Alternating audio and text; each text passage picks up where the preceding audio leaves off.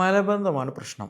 ശരിയായ രീതിയിൽ ശോധന കിട്ടുന്നില്ല. ഇനി ശോധന കിട്ടിയാൽ തന്നെ ഒരു തൃപ്തികരമല്ലാത്ത പല ആളുകളുണ്ടായിരിക്കും എന്നുള്ളത് തന്നെയാണ്. അപ്പോൾ അതിനുവേണ്ടി പലതരത്തിൽ ട്രീറ്റ്മെൻറ്റ് എടുക്കുന്ന ആളുകളുണ്ട്. മെഡിസിൻസ് സ്ഥിരമായിട്ട് എടുക്കുന്ന ആളുകളൊക്കെ ഉണ്ട്. അപ്പോൾ ഇന്ന് അവർക്കുള്ളതാണ്. ഒരു 10 കാര്യങ്ങൾ നമ്മളോട് ഡിസ്കസ് ചെയ്യും. അപ്പോൾ നിങ്ങളുടെ ശോധന നിങ്ങൾക്ക് സിമ്പിളായിട്ട് തന്നെ വീട്ടിൽ നിന്ന് തന്നെ ഇത് എന്ത് ചെയ്യാൻ പറ്റും, നല്ല രീതിയിൽ റിലീഫ് കിട്ടുന്ന രീതിയിലേക്ക് ഒരു മെഡിസിൻ എടുക്കാതെ, ഒരു സപ്ലിമെൻറ്റ് കഴിക്കാതെ തന്നെ അത് കംപ്ലീറ്റ് ഹീലാക്കുന്ന രീതിയിലേക്ക് നമുക്ക് കൊണ്ടുവരാൻ പറ്റും. അപ്പോൾ ആ ഒരു 10 കാര്യങ്ങളാണ് ഇന്നോട് ഡിസ്കസ് ചെയ്യാൻ പോകുന്നത്. അപ്പോൾ അതുകൊണ്ട് തന്നെ ശോധനക്കുറവുള്ള ആളുകൾ, പിന്നെ നല്ല രീതിയിൽ ശോധന കിട്ടണം എന്നുള്ള ആഗ്രഹിക്കുന്ന ആളുകൾ, മലബന്ധമുള്ള പ്രയാസമുള്ള ആളുകളൊക്കെ എന്ത് ചെയ്യുക, നിർബന്ധമായിട്ടും ഈ പറയുന്ന വീഡിയോ നിങ്ങൾ കാണാൻ ശ്രദ്ധിക്കുക. നിങ്ങളുടെ പ്രയാസങ്ങൾക്ക് ഇതിന് സമ്പൂർണ്ണമായിട്ടുള്ള വിഷയങ്ങൾ ഇവിടെ ഡിസ്കസ് ചെയ്യുന്നുണ്ട് എന്നുള്ളതാണ്.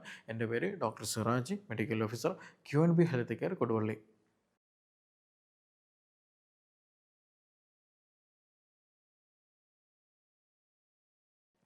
നമുക്കറിയാം ഒരു 35-40 വയസ്സായിട്ടുള്ള മിക്ക സ്ത്രീ ആകട്ടെ പുരുഷന്മാരാകട്ടെ നേരിടുന്ന ഒരു പ്രധാന വെല്ലുവിളിയാണ് കോൺസ്റ്റിപ്പേഷൻ എന്ന് പറയുന്നത്. അത് ശരിയായ രീതിയിൽ തൃപ്തികരമല്ലാത്ത രീതിയിൽ ഇങ്ങനെ എന്ത് ചെയ്യുക, ശോധന പോവുക എന്ന് പറയുന്നത്. അപ്പോൾ അതുകൊണ്ട് തന്നെ പലപ്പോഴും പല ആളുകളും ചെയ്യുന്ന ഒരു മിസ്റ്റേക്ക് എന്താണെന്ന് ചോദിക്കുകയാണെന്നുണ്ടെങ്കിൽ, ടാബ്ലറ്റ് എടുക്കാൻ ഡെയിലി ടാബ്ലറ്റ് എടുക്കും ഈ ഒരു കോൺസ്റ്റിപ്പേഷൻ മാറാൻ വേണ്ടിയിട്ട്. അപ്പോൾ ആദ്യത്തിൽ വലിയ പ്രശ്നമൊന്നും ഉണ്ടായിരിക്കില്ല, ഒന്ന് എടുത്തപ്പോൾ നല്ലൊരു ആശ്വാസം തോന്നി. പിന്നെ ഒരാഴ്ച കഴിഞ്ഞപ്പോൾ വീണ്ടും കോൺസ്റ്റിപ്പേഷൻ വന്ന് വീണ്ടും ടാബ്ലറ്റ് എടുത്തു. പിന്നെ ഇടയ്ക്കിടയ്ക്ക് പിന്നീട് എന്ത് ചെയ്യും, ടാബ്ലറ്റ് സ്ഥിരമായിട്ട് കഴിക്കുന്ന രീതിയിലേക്ക് മാറും. പിന്നീട് അത് എന്താകും, ടാബ്ലറ്റ് എടുത്താലേ പോകൂ എന്നുള്ള രീതിയിലേക്ക് നമ്മുടെ ബോഡി ചേഞ്ച്ഡ് ആകും എന്നുള്ളതാണ്. അപ്പോൾ നിങ്ങൾ ടാബ്ലറ്റ് എടുക്കുന്ന ആളുകളും എടുക്കാൻ ഉദ്ദേശിക്കുന്ന ആളുകളും കോൺസ്റ്റിപ്പേഷൻ ഉള്ള ആളുകൾ നിർബന്ധമായിട്ടും ഈ 10 കാര്യം ഞാനിവിടെ പറയാൻ പോകുന്ന 10 കാര്യങ്ങളൊന്ന് പരീക്ഷിക്കുക എന്നുള്ളത് തന്നെയാണ്. നല്ല മാറ്റം കിട്ടുന്നതാണ്. നിങ്ങളുടെ ബോഡി ഹെൽത്തി ആകുന്ന വിഷയങ്ങൾ മാത്രമാണ് ഇവിടെ ഡിസ്കസ് ചെയ്യാൻ പോകുന്നത്. അതിൽ ഒന്നാമത് വാട്ടർ ഇൻടേക്ക് കൂട്ടുക എന്നുള്ളത്, വെള്ളം കൂടി കൂട്ടുക എന്നുള്ളത് പറയാം. അതായത് നമ്മുടെ മലം ഹാർഡായിട്ട് പോകുന്നത്, കട്ടി പിടിച്ചു പോകുന്നത് എന്തുകൊണ്ടാണ്? ഈ പറഞ്ഞതുപോലെ വെള്ളത്തിൻ്റെ എമൗണ്ട് കുറഞ്ഞാൽ എന്ത് സംഭവിക്കും എന്നുള്ളതാണ്. നമുക്കറിയാം, മലം നല്ല രീതിയിൽ സോഫ്റ്റ് ആയാൽ ഈസി ആയിട്ട് തടസ്സങ്ങളില്ലാതെ ശരിയായ രീതിയിൽ പുറത്തേക്ക് പോവുള്ളൂ. പക്ഷേ വെള്ളം കൂടി കുറവാണ്, നമ്മൾ ചിലപ്പോൾ കുടിക്കുന്നതാണെങ്കിൽ തന്നെ ചായയും കോഫിയൊക്കെ ആണെന്നുണ്ടെങ്കിൽ അത് ഡീഹൈഡ്രേഷൻ ഉണ്ടാക്കുന്നതാണ്. അപ്പോൾ അങ്ങനെ കൂടി ആയിക്കഴിഞ്ഞാൽ എന്ത് ചെയ്യും, ഈ ബോഡി എന്ത് ചെയ്യും, കൂടുതലായിട്ട് വെള്ളം ബോഡി അബ്സോർബ് ചെയ്യുന്നു.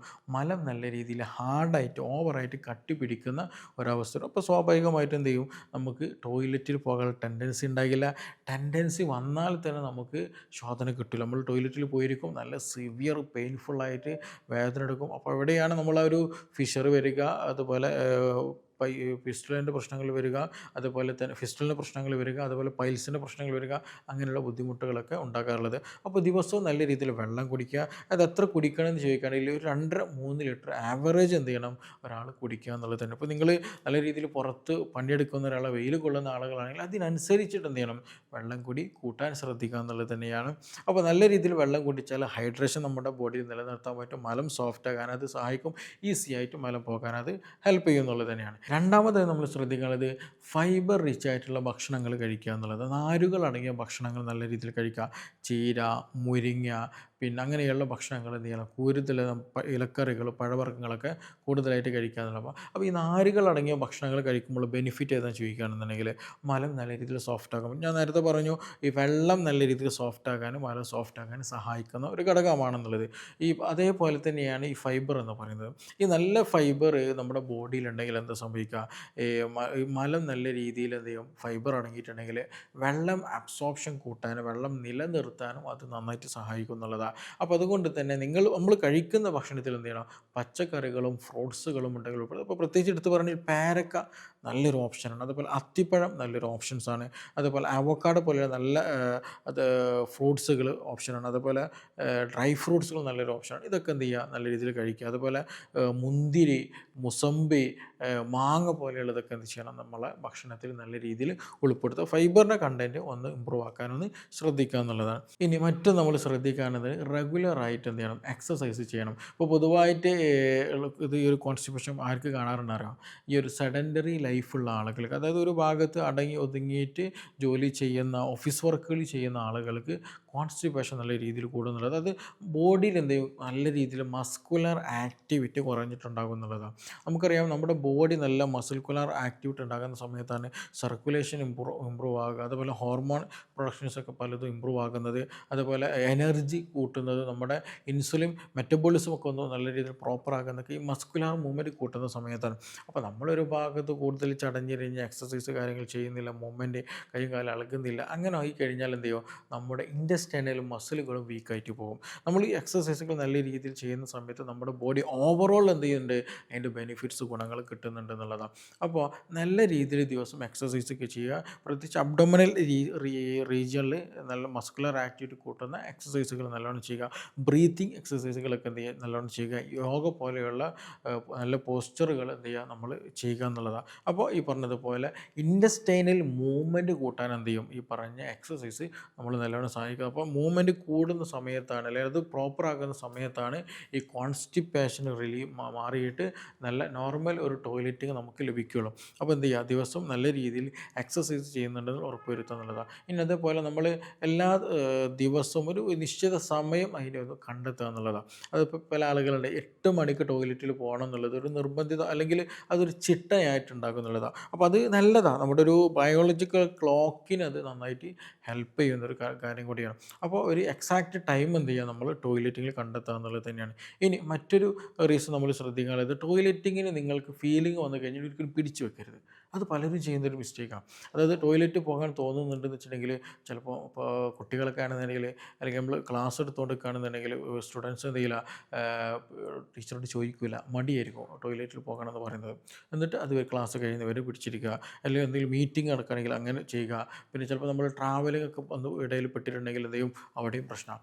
അപ്പോൾ ഇത് നല്ല രീതിയിൽ നമ്മളെ ബാധിക്കും. പ്രത്യേകിച്ച് ഇത് സ്ഥിരമാക്കുന്നതിൽ വളരെ നല്ല രീതിയിൽ അൺഹെൽത്തി ആകുന്നൊരു ഒരു സംഗതിയാണ്.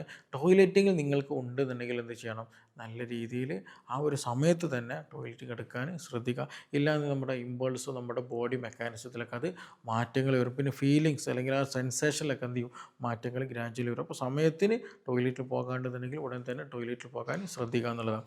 ഇനി മറ്റൊന്ന് നമ്മൾ ശ്രദ്ധിക്കാനുള്ളത്, പ്രോസസ്ഡ് ഫുഡുകൾ നമ്മൾ പൂർണ്ണമായിട്ട് ഒഴിവാക്കുക എന്നുള്ളതാണ്. ഇന്ന് പലരും നമ്മൾ അൽഫാം ആകട്ടെ, കുഴിമന്തി ആകട്ടെ, പിന്നെ അങ്ങനെയുള്ള പ്രോസസ്ഡ് ആയിട്ടുള്ള ഫുഡുകളും ബേക്കറി ഉൽപ്പന്നങ്ങളൊക്കെ നമ്മൾ കൂടുതലായിട്ട് നമ്മൾ കഴിക്കുന്ന ഒരു കണ്ടീഷനാണ്. അപ്പോൾ ഇത് കഴിക്കുമ്പോൾ ഒരു ബെനിഫിറ്റ്, ഒരു നഷ്ടം അല്ലെങ്കിൽ പ്രയാസം എന്താണെന്ന് ചോദിക്കുകയാണെങ്കിൽ, ഇത് നമ്മുടെ ഇൻറ്റസ്റ്റൈനിൽ ഇൻഫ്ലമേഷൻ നല്ലോണം ഉണ്ടാക്കും. നമ്മുടെ ഒരു പൊതുവേ നോർമൽ ഹെൽത്തി ആയിട്ടുള്ള ഇൻറ്റസ്റ്റൈനിലെ കണ്ടീഷൻ കംപ്ലീറ്റ് ഡാമേജഡ് ആക്കിയിട്ട് എന്ത് ചെയ്യും, അവിടെ ഇൻഫ്ലമേഷൻ ഉണ്ടാകാനും മുറിവുണ്ടാകാനും നീർക്കെട്ടുകൾ ഉണ്ടാകാനും അതുമൂലം കോൺസ്റ്റിപ്പേഷൻ വരുന്ന ഒരു സാഹചര്യം വരും എന്നുള്ളതാണ്. അപ്പോൾ അതുകൊണ്ട് തന്നെ എക്സസ് സോൾട്ടഡ് ആയിട്ടുള്ള അല്ലെങ്കിൽ ഉപ്പിലിട്ടതുപോലെയുള്ള ഭക്ഷണങ്ങൾ, ഇങ്ങനത്തെ കാര്യങ്ങളൊക്കെ നമ്മൾ പൂർണ്ണമായിട്ട് ഒഴിവാക്കുക. ഹെൽത്തി ആയിട്ടുള്ള വീട്ടിൽ നിന്ന് തന്നെ ഉണ്ടാക്കുന്ന സിമ്പിളായിട്ടുമുള്ള ഈസിലി ഡൈജസ്റ്റബിൾ ആകുന്ന ഫുഡുകൾ എന്ത് ചെയ്യുക, നമ്മൾ കൂടുതൽ കോൺസെൻട്രേറ്റ് ചെയ്തിട്ട് കഴിക്കാനൊന്ന് ശ്രദ്ധിക്കുക. അതേപോലെ തന്നെ നമ്മൾ ഈ ടോയ്ലറ്റ് നല്ലോണം ശ്രദ്ധിക്കണം. നമ്മളെപ്പോഴും എന്ത് ചെയ്യുക, ഇന്ത്യൻ ടോയ്ലറ്റ് ചൂസ് ചെയ്യാൻ ശ്രദ്ധിക്കുക. അത് നമ്മുടെ വീടുകളിൽ അല്ലെങ്കിൽ ഓഫീസുകളിൽ ചുറ്റുവട്ടത്തൊക്കെ പൊതുവേ എന്തായിട്ട് മാറിയിട്ടുണ്ട്, ഇന്ത്യൻ ടോയ്ലറ്റ് പാടേ അവോയ്ഡ് ചെയ്യുകയും യൂറോപ്യൻ ടോയ്ലറ്റായിട്ട് മാറിയിട്ടുണ്ട് എന്നുള്ളതാണ്. ആക്ച്വലി നാച്ചുറൽ ആയിട്ട് ഒരാൾക്ക് ഡെഫിക്കേഷൻ അല്ലെങ്കിൽ ടോയ്ലറ്റിങ്ങിൽ കറക്റ്റ് പോകണമെന്നുണ്ടെങ്കിൽ ഏറ്റവും ബെസ്റ്റ് പൊസിഷൻ എന്ന് പറയുന്നത് ഏതാണ്, ഇന്ത്യൻ ടോയ്ലറ്റാണ്. അപ്പോൾ നമ്മൾ എന്ത് ചെയ്യണം, യൂറോപ്യൻ ടോയ്ലറ്റ് ഇരിക്കുന്ന സമയത്ത് കറക്റ്റ് അവിടെ മലം പുറത്തേക്ക് പോകാനുള്ള സാഹചര്യം അവിടെ ഇല്ല, കുറവാണ്. പക്ഷേ ഇന്ത്യൻ ടോയ്ലറ്റ് ഇരിക്കുന്ന സമയത്ത് അവിടെ റിലാക്സ്ഡ് ആയിട്ട് തന്നെ എന്ത് ചെയ്യുന്നുണ്ട്, നമ്മുടെ മലം പുറത്തേക്ക് തള്ളാൻ സഹായിക്കും. അപ്പോൾ എന്ത് ചെയ്യുക, ഇന്ത്യൻ ടോയ്ലറ്റ് യൂസ് ചെയ്യുക. ഇനി നിങ്ങൾക്ക് ഇന്ത്യൻ ടോയ്ലറ്റ് ഇരിക്കാൻ പ്രയാസമോ ബുദ്ധിമുട്ടൊക്കെ ഉണ്ടെങ്കിൽ ചെറിയൊരു പിടി എന്ത് ചെയ്യുക, സൈഡിൽ ചുമരിൽ വെക്കുക, അല്ലെങ്കിൽ കയറ് കെട്ടി തൂക്കാം. എന്നിട്ട് ആദ്യമേ എന്തെങ്കിലും ബലം കൊടുത്തിട്ടെങ്കിൽ ഇരുന്നിട്ട് സാധാ ടോയ്ലറ്റിൽ ഇരിക്കാൻ ശീലിക്കുക എന്നുള്ളത്, എങ്കിലും നമുക്ക് പ്രോപ്പറായിട്ട് പോവുള്ളൂ എന്നുള്ളതാണ്. അപ്പോൾ അത് നിർബന്ധമായിട്ട് ഒരു ശ്രദ്ധിക്കേണ്ട കാര്യമാണ്. അതേപോലെ തന്നെയാണ് അബ്ഡോമിനൽ മസാജ് ചെയ്യുക എന്നുള്ളത്. അതായത് നമ്മുടെ വയറിൻ്റെ ഭാഗത്ത് ഞാൻ നേരത്തെ എക്സസൈസ് പറഞ്ഞു എന്നതുപോലെ തന്നെയാണ് അബ്ഡോമിനൽ റീജിയൻ വയറിൻ്റെ ഭാഗത്ത് നല്ല രീതിയിലുള്ള മസാജ് ചെയ്യുക. ഈ മസാജ് ചെയ്യുന്നത് വേറെ ഒന്നുമില്ല, നമ്മൾ മുമ്പ് പറഞ്ഞതുപോലെ മൂവ്മെൻറ്റ് കൂട്ടിയെടുക്കാനും മസ്കുലർ മൂവ്മെൻറ്റ് കൂട്ടിയെടുക്കാനും സ്റ്റിമുലേഷൻ കൂട്ടാനും ഇൻറ്റസ്റ്റൈനൽ പെരിസ്റ്റാൽറ്റിക് മൂവ്മെൻറ്റ് കുടലിൻ്റെ മൂവ്മെൻറ്റ് കൂട്ടാൻ എന്ത് ചെയ്യും ഈ പറഞ്ഞിട്ടുള്ള മസാജ് നല്ലോണം രീതിയിൽ സഹായിക്കുന്നുള്ളതാണ്. അപ്പോൾ അത് നമുക്ക് എന്ത് ചെയ്യും വീട്ടിൽ നിന്ന് തന്നെ ചെയ്യുന്നത് വളരെ ഗുണം ചെയ്യുന്ന ഒരു കാര്യം തന്നെയാണ്. ഇനി അതേപോലെ തന്നെ മറ്റൊന്നാണ് സിമ്പിളായിട്ടുള്ള ലാക്സേറ്റീവുകൾ യൂസ് ചെയ്യുക. അപ്പോൾ നമ്മളൊരു ടാബ്ലറ്റ് യൂസ് ചെയ്യുന്നതിന് മുമ്പ് നാച്ചുറലി നമുക്ക് കിട്ടുന്ന സംഗതികളുണ്ട്, അത് യൂസ് ചെയ്യണം. ഇപ്പോൾ ചിയാ സീഡ് നല്ല ഗുഡ് ഫൈബറാണ്. അപ്പോൾ അതെന്ത് ചെയ്യുക, നമ്മൾ രാത്രി കുറച്ചൊരു ടീസ്പൂണൊക്കെ വെള്ളത്തിലിട്ട് രാവിലെ കഴിക്കുന്നത് നല്ലതാണ്. അതേപോലെ തന്നെ നല്ല വെള്ളം രാവിലെ എണീറ്റ് ഉടനെ തന്നെ നല്ല ഒരു 1-2 ഗ്ലാസ് നല്ല പ്ലെയിൻ വാട്ടർ കുടിക്കാൻ ശ്രദ്ധിക്കുക. അത് മിക്ക ആളുകൾക്കും ഗുണകരം ചെയ്യുന്ന കാര്യമാണ്. അല്ലെങ്കിൽ ചില ആളുകൾ ചുടുവെള്ളം കുടിക്കുന്നവരുണ്ട്, അത് കുഴപ്പമൊന്നുമില്ല, നല്ലതൊക്കെ തന്നെയാണ്. പക്ഷേ ഓവർ ചൂടാകരുത്, അതൊന്ന് ശ്രദ്ധിക്കുക. അത് സ്ഥിരമായിട്ട് കുടിക്കുന്നത് അത്ര നല്ലതല്ല. അമിതമായിട്ട് ചൂടുള്ളത് വെറും വയറ്റിൽ കുടിക്കുന്നത് അവോയ്ഡ് ചെയ്യണം. പിന്നെ അതേപോലെ തന്നെയാണ് നമ്മുടെ അത്തിപ്പഴം വളരെ നല്ലൊരു ഓപ്ഷൻ. ഒരു 3-5 അത്തിപ്പഴം എന്ത് ചെയ്യുക, കഴുകി വൃത്തിയാക്കിയിട്ട് ഒരു 1/2 ഗ്ലാസ് വെള്ളത്തിലിട്ടുക. എന്നിട്ട് ഒരു എന്നിട്ട് രാത്രി ഇട്ട് വെച്ചാൽ മതി. എന്നിട്ട് രാവിലെ വെറും വയറ്റിൽ എന്ത് ചെയ്യുക, ഈ അത്തിപ്പഴം ചവച്ചരച്ച് കഴിക്കുകയും ചെയ്യുക. നന്നായിട്ട് വെള്ളം കുടിക്കാൻ, ആ ഒരു വെള്ളം നന്നായിട്ട് കുടിക്കാൻ എന്ത് ചെയ്യുക, ശ്രദ്ധിക്കുകയും ചെയ്യുക. അതേപോലെ തന്നെ ഞാൻ പൊതുവെ പറയുന്ന നമ്മളെ ഉണക്കമുന്തിരി ഒരു 5-8 ഒരു 10-12 ഉണക്കമുന്തിരി എന്ത് ചെയ്യുക, അതെടുത്തിട്ട് കറുത്ത ഉണക്കമുന്തിരി എടുക്കാൻ ശ്രദ്ധിക്കുക. അത്